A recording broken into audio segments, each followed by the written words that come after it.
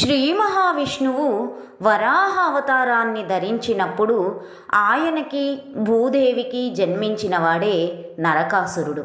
ఆయన తపస్సుకు మెచ్చిన శివుడు తల్లి చేతిలో తప్ప మరెవ్వరి చేతిలోనూ మరణం లేని విధంగా వరాన్ని ప్రసాదిస్తాడు.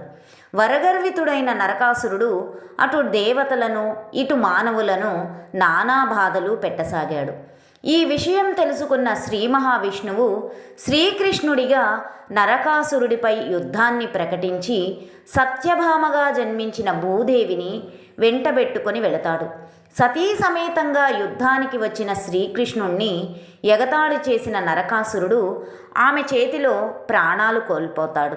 లోకకంటకుడైన నరకుడి పీడ వదిలిందనే సంతోషంతో అంతా దీపాలు వెలిగించి సంబరాలు జరుపుకుంటారు. Thanks for watching. Please subscribe.